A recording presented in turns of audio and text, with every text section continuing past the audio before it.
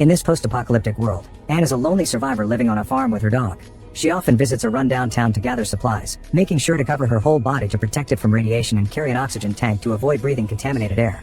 Anne's farm is in the valley, so she has to walk a long way whenever she goes to town, but it's worth the hassle to stay safe. Apparently the valley isn't contaminated. After every supply run, she also makes sure to wash her body thoroughly. At night, her dog sleeps in the same bed to help her with loneliness. Most of the time she's pretty bored. Her routine includes checking the farm animals, the fences, and the traps she's set up in the forest. Her dog helps her search for rabbits by following their smell. One day, Anne is shocked to find an abandoned vehicle on the road. She comes closer to investigate, but at that moment her dog warns of a presence nearby.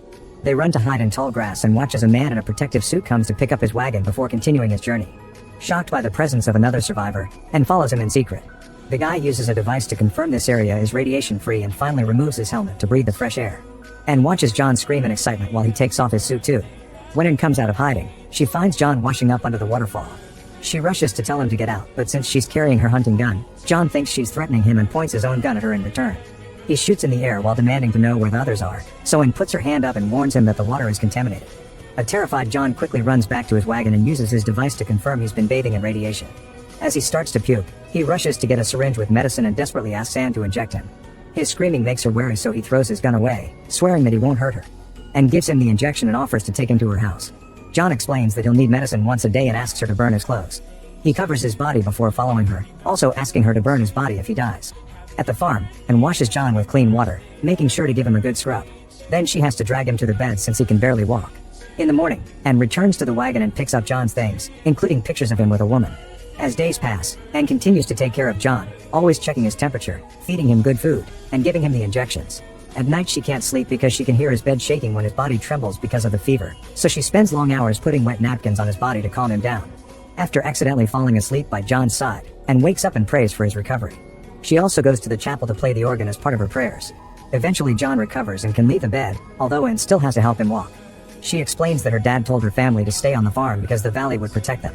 Her family left one day to look for other survivors and never came back. John can't understand why the valley isn't contaminated and the lack of explanation really annoys him, but Anne distracts him with a hug. The next morning John notices that Anne is taking care of the plants manually, so he checks the house's library and reads some texts about farming. Then he approaches Anne, although he's too weak to help her yet. She tells him she can't use the tractor because it ran out of gas and the pumps don't have electricity. John tells her how to work the pumps manually, so Anne rushes to the gas station and is very excited to finally get gas. At the house, John watches her from afar using the gun scope. Moments later, Anne is happily taking care of the crops with the tractor, and the dog excitedly chases after it. That night during dinner, John watches and prays before eating. Then he tells her that he survived because when the incident happened, he was working in a government bunker as a researcher. He eventually left the bunker because he felt trapped and wanted a real life again. Anne wonders if he was looking for his wife and mentions the pictures, but John says that the woman wasn't his wife. When it's time for bed, Anne keeps her door open on purpose. John notices her bare legs but still goes to his own room. The next day, Anne goes fishing on the pond and takes the chance to go for a swim, often exchanging looks with John while he watches her. Afterward they cook the fish together and Anne explains that the pond comes from the same pocket of water as the well, which supposedly is underground. The pond will freeze in winter, and Anne explains how difficult it was to survive last time because her house generator broke. When they go back, John inspects the generator and confirms that the engine is fried. Anne blames herself for connecting the DVD, but John tells her that the generator is very old and would have broken down anyway. Then Anne makes a joke about school projects with potatoes, which gives John an idea. They go to the waterfall and seeing the size, John confirms he can build a water wheel that could power the generator. He's going to need lots of wood to do so he wants to dismantle the chapel. Anne is against the idea and explains that her father built that chapel so he could preach every Sunday. She believes the valley isn't contaminated because the chapel has been protecting it. John points out that her father or God could have left the chapel for them to start again, but Anne still refuses. That night, the dog keeps barking at the door for some reason. The next morning, Anne goes through her usual chores and John does maintenance on the machines. Afterward he goes to a market by the road to get supplies. By the time Anne joins him, she discovers he's incredibly drunk.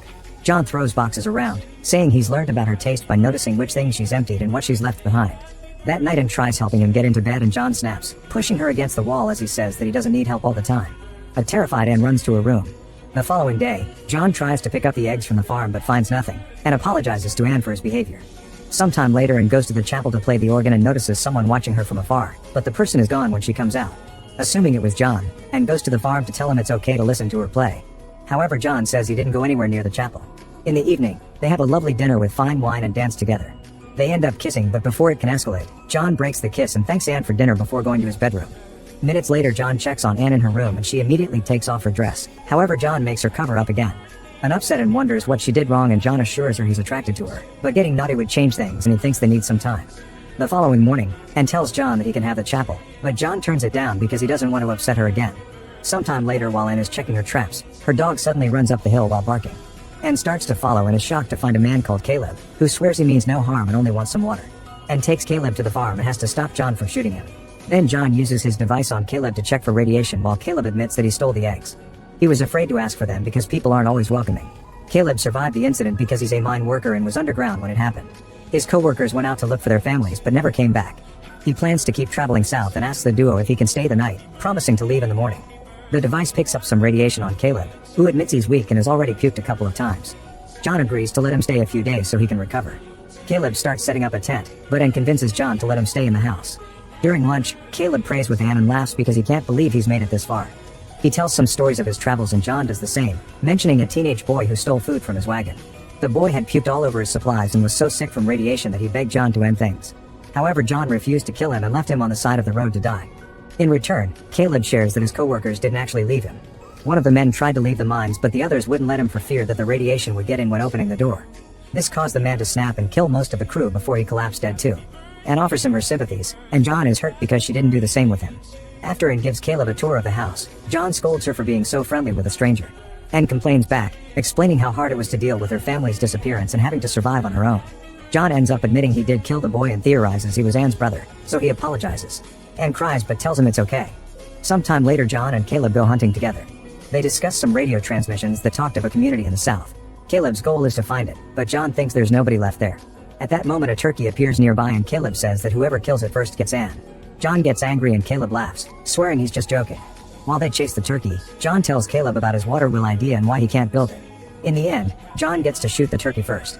That night they have the turkey for dinner and Caleb brings up the water wheel, making everyone uncomfortable.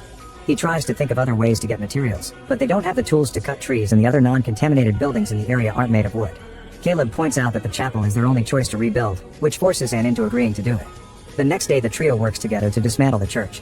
While they work, Caleb and Ann keep on exchanging glances. For the next few days they build the wheel together under John's guidance, but he gets annoyed when he notices that Caleb's and Ann's glances are evolving into actual flirting. The group also drives down the road to pick up all the cables from the utility poles. Later, very sad and visits the remnants of the church, and Caleb tries to comfort her by inviting her to go on a walk together. He tells her that his father tried to be a preacher but ended up choosing women and alcohol. Caleb didn't go to the church for many years, but his faith never left him. He thinks faith is what protects the valley and why he and Ann are chosen to rebuild. Ann is happy to finally have someone who understands, since John isn't a believer. When they return to the farm, John watches them with clear jealousy. That night, John tells Ann that she should get together with Caleb because he understands that she needs to explore instead of waiting for him. Ann cries, not understanding why John is suddenly rejecting her. John keeps insisting it's fine and calls it to be white people together. Days continue to pass with everyone working on the wheel while Ann keeps wondering what to do with the men in her life. To install the first half of the wheel, Caleb puts on a suit and risks getting into the contaminated water, which allows them to make great advances.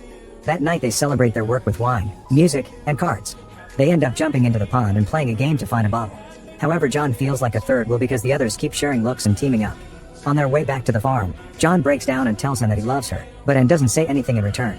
At the house, Ann gets in bed with John. However, he's so drunk that he instantly falls deeply asleep. Tired of waiting for John and dealing with his drinking problem, Ann goes to Caleb and they get naughty in the bathroom. The next morning during breakfast, Caleb gently pets Ann's head in front of John and she feels so uncomfortable that she leaves the table.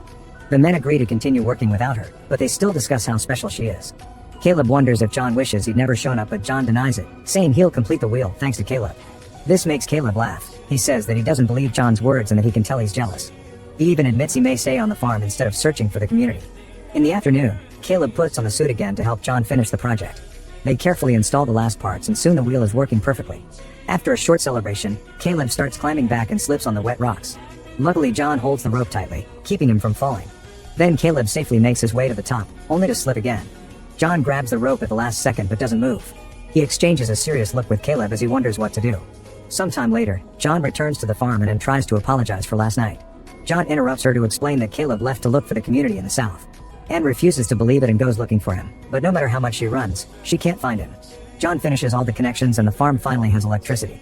When Ann returns, she discovers that John has moved the organ to the barn.